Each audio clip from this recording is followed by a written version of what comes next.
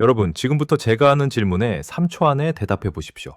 만약 내일 아침 눈을 떴는데 여러분이 평생을 바쳐 마련한 아파트가, 피땀 흘려 모은 통장 잔고가, 그리고 앞으로 받을 국민연금이 정확히 절반으로 줄어든다면 어떻게 하시겠습니까?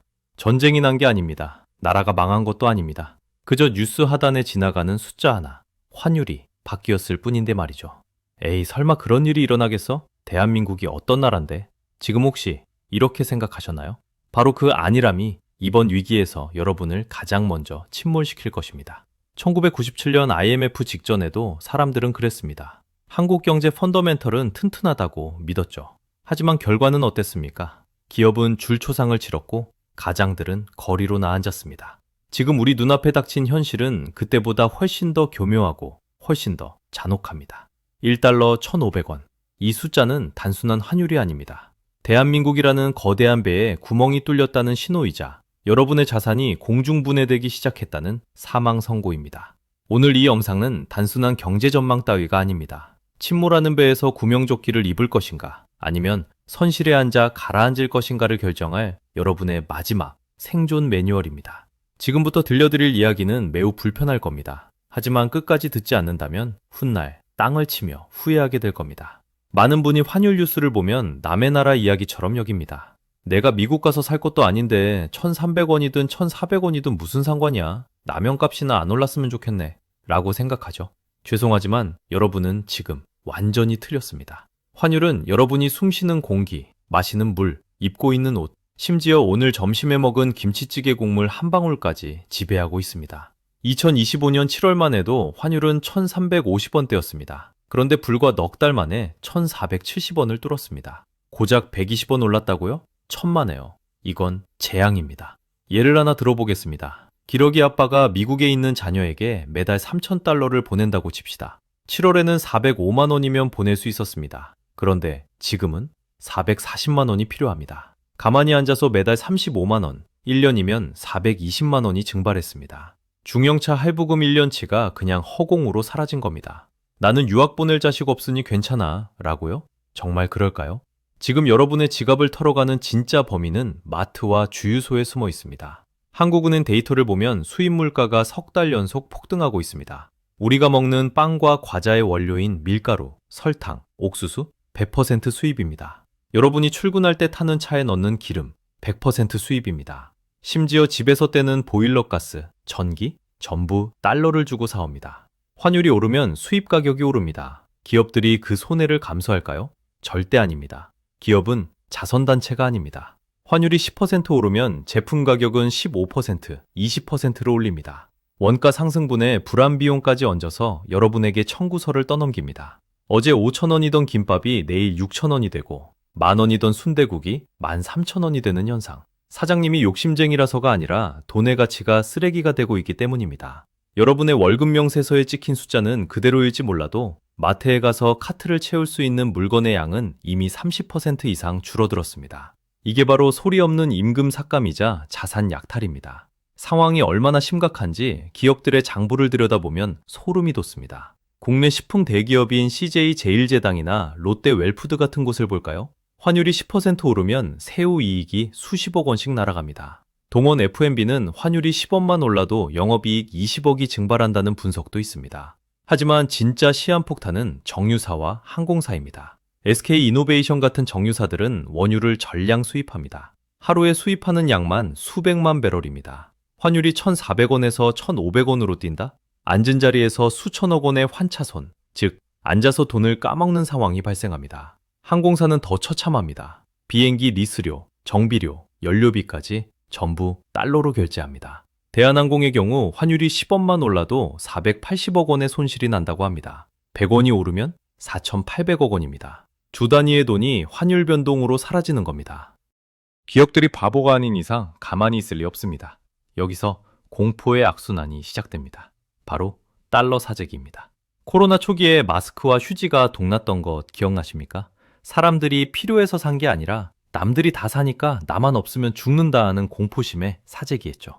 지금 외환시장에서 똑같은 일이 벌어지고 있습니다. 올해 3분기 기준 국내 기업의 외화 예금 잔액이 918억 달러, 하나로 약 130조 원을 넘겨 역대 최고치를 찍었습니다. 수출해서 달러를 벌어들인 기업들이 그 돈을 원화로 바꾸지 않고 금고에 꽉 쥐고 있다는 뜻입니다. 왜냐고요? 내일이면 환율이 더 오를 텐데 지금 바꾸면 손해잖아. 혹은 나중에 달러가 없어서 부도나면 어떡해? 라는 공포 때문입니다. 기업만 그럴까요? 개인들도 마찬가지입니다. 달러 보험 가입이 폭증하고 서학개미들은 원화를 팔아치우고 미국 주식으로 떠나고 있습니다. 시장에 달러를 파는 사람은 없고 사려는 사람만 넘쳐나는 상황. 이것을 전문 용어로 레깅이라고 하지만 저는 공포 매수라고 부르겠습니다. 환율이 오를 것 같아서 달러를 샀는데 그 행동 때문에 환율이 미친 듯이 더 오르는 자기 실현적 붕괴가 일어나고 있는 겁니다. 이쯤 되면 댓글로 꼭 이런 반박을 하시는 분들이 계십니다. 유튜버 양반, 너무 공포 주장하는 거 아니오? 우리나라는 외환보유고도 세계 9위고 1997년 IMF 때랑은 체급이 달라. 그때처럼 망하진 않아. 네, 맞습니다. 한국은행 총재도 우리는 대외 순자산국이라 문제없다고 했습니다. 하지만 그 말에는 치명적인 함정이 숨어 있습니다. 국가부도가 안 난다는 말이 국민의 삶이 안전하다는 뜻은 아니기 때문입니다. 1997년 IMF 위기는 급성 심장마비였습니다. 기업들이 빚을 못 갚아서 한 방에 쓰러졌고 충격은 컸지만 수술하고 약 먹으면 회복할 수 있었습니다. 그런데 지금 2025년의 위기는 말기암입니다. 어디 한 군데가 아픈 게 아니라 몸 전체의 면역력이 떨어져서 서서히 아주 고통스럽게 죽어가는 병입니다. 가장 큰 차이점은 성장 동력의 상실입니다. 과거에는 환율이 오르면 수출 기업들이 돈을 쓸어 담았습니다. 한국 물건 가격이 싸지니까 날개 돋친 듯 팔렸죠. 그런데 지금은 어떻습니까? 환율이 1,400원을 넘어도 수출이 안 됩니다. 반도체는 겨울이 오고 있고 배터리와 전기차는 중국의 저가 공세에 밀리고 있습니다. 우리가 자랑하던 수출 코리아의 엔진이 꺼져가고 있다는 뜻입니다. 외국인 투자자들은 냉정합니다. 11월 첫째 주에만 코스피에서 7조 원어치를 팔아치웠습니다. 셀 코리아, 한국을 손절하고 떠나는 겁니다. 외국인이 주식을 팔고 받은 원화를 그대로 들고 있을까요? 아닙니다. 당장 달러로 바꿔서 나갑니다. 달러가 빠져나가니 환율은 더 오르고 환율이 오르니 외국인은 더 빨리 탈출합니다. 이 과정에서 우리는 끓는 물 속의 개구리가 됩니다. IMF 때처럼 하루아침에 나라 망했습니다 라고 방송하지 않습니다. 대신 가스비가 2만 원 오르고 대출이자가 10만 원 오르고 점심값이 2천 원 오릅니다. 좀 팍팍하네 하고 견디는 사이에 여러분의 가처분 소득은 0원이 되고 빚은 눈덩이처럼 불어나서 어느 순간 숨조차 쉴 수 없게 되는 겁니다.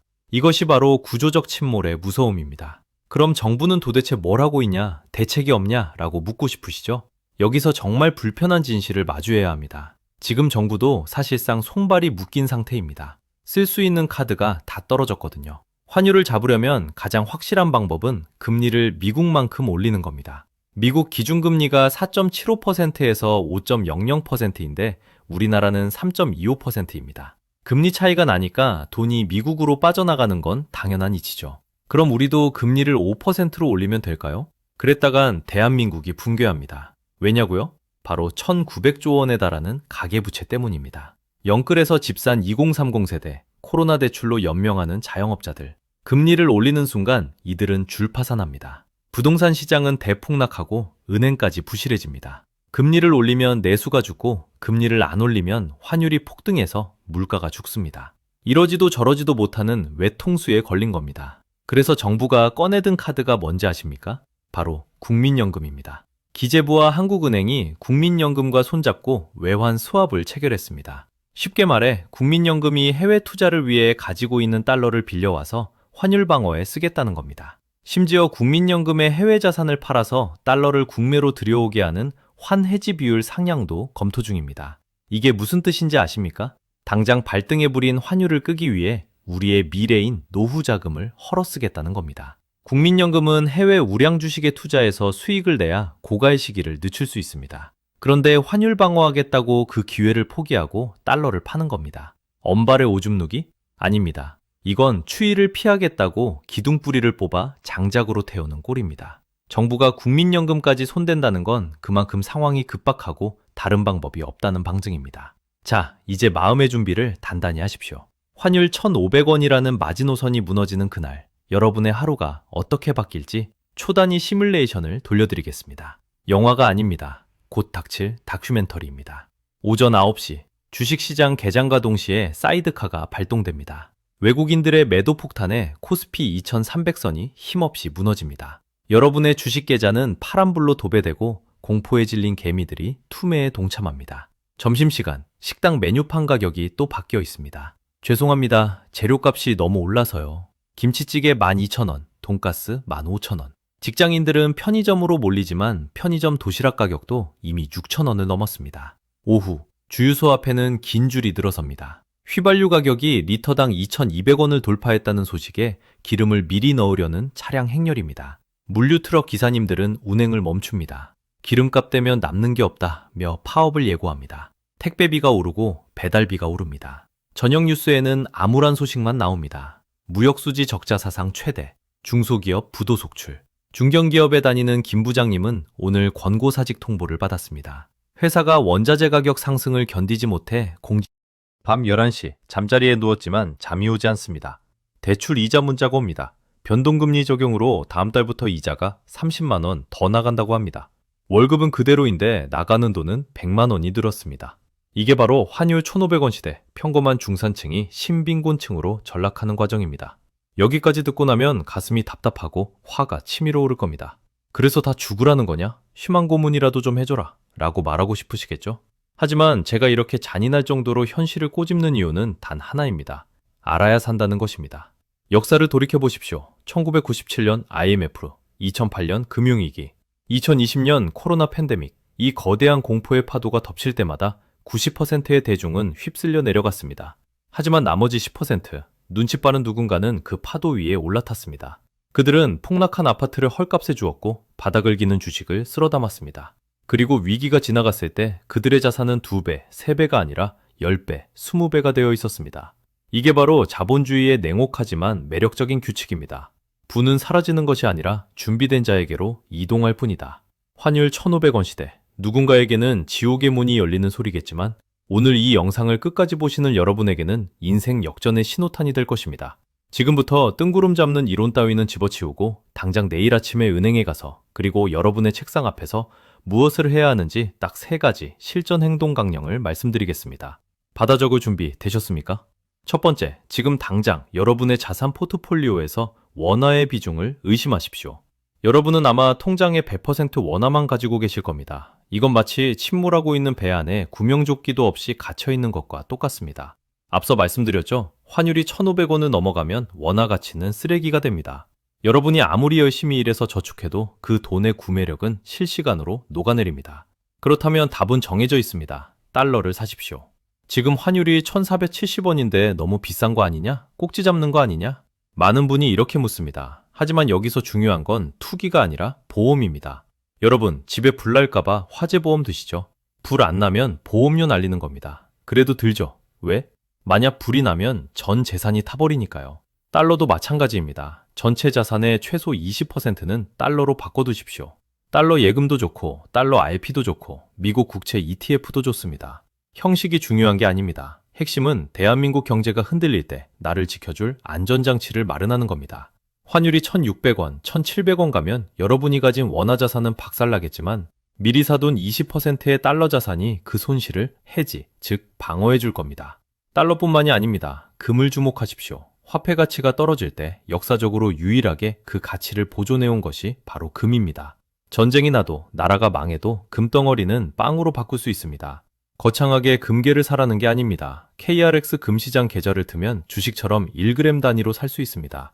지금 당장 스마트폰을 켜고 금 현물 계좌를 검색하십시오. 이것이 여러분의 자산을 지키는 노아의 방주가 될 겁니다. 두 번째, 빚 관리입니다. 특히 변동금리 대출을 가지고 계신 분들, 지금은 비상 상황입니다. 환율이 오르면 물가가 오르고 물가를 잡기 위해 금리는 높은 수준을 유지할 수밖에 없습니다. 곧 금리 내리겠지라는 안일한 기대는 버리십시오. 고금리 기조가 1년, 2년 더 길어질 수 있습니다. 여러분이 갚아야 할 이자가 한 달에 100만 원에서 150만 원, 200만 원으로 불어나는 건 순식간입니다.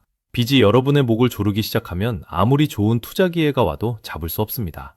오히려 가지고 있는 자산을 헐값에 팔아서 빚을 갚아야 하는 최악의 상황이 옵니다. 지금 당장 은행에 가서 상담받으십시오. 변동금리를 고정금리로 갈아탈 수 있는지 확인하십시오. 가능하다면 무조건 갈아타십시오. 당장 이자가 조금 더 비싸더라도 미래의 불확실성을 제거하는 비용이라고 생각하십시오. 그리고 여윳돈이 있다면 투자를 하기 전에 빚부터 갚으십시오.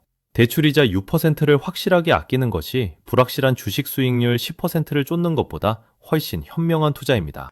또한 현금 유동성을 확보하십시오. 최소 6개월치 생활비는 언제든지 꺼낼 수 있는 현금 또는 달러로 쥐고 있어야 합니다. 위기가 닥치면 회사가 월급을 밀릴 수도 있고 갑자기 목돈이 필요할 수도 있습니다. 그때 가서 적금을 깨거나 마이너스 통장을 뚫으려 하면 늦습니다. 현금은 위기 상황에서 여러분의 가족을 지킬 산소호흡기입니다. 세 번째, 이게 가장 중요합니다. 여러분의 직업을 점검하십시오. 환율 1,500원 시대, 기업들은 마른 수건 쥐어짜듯 비용을 절감할 겁니다. 가장 줄이기 쉬운 비용이 뭡니까? 바로 인건비입니다. 여러분이 지금 하고 있는 일이 AI가 대체할 수 있거나 단순히 회사 시스템의 부품처럼 돌아가는 일이라면 위험합니다. 회사가 어려워졌을 때 가장 먼저 정미해고 명단에 오를 테니까요. 회사가 망해도 산업이 무너져도 나를 먹여 살릴 수 있는 나만의 기술이 있어야 합니다. 그게 꼭 거창한 기술일 필요는 없습니다. 퇴근 후에 유튜브를 시작하든 스마트 스토어를 하든 글쓰기를 배우든 하다못해 주말에 배달 부업이라도 해서 월급 외의 파이프라인을 뚫어 놓으십시오. 달러를 버는 능력이면 더 좋습니다. 구글 애드센스 수익이나 아마존 셀링처럼 달러로 돈을 버는 구조를 만들면 환율이 오를수록 여러분의 연봉은 자동으로 올라갑니다. 아르헨티나가 국가부도를 선언했을 때 누가 살아남았는지 아십니까? 은행원, 증권맨 같은 화이트 칼라들은 하루아침에 실직자가 됐습니다. 하지만 목수, 배관공, 요리사처럼 자기 손으로 무언가를 해결할 수 있는 사람들은 살아남았습니다. 회사에 명함을 떼고 나면 아무것도 아닌 사람이 되지 마십시오.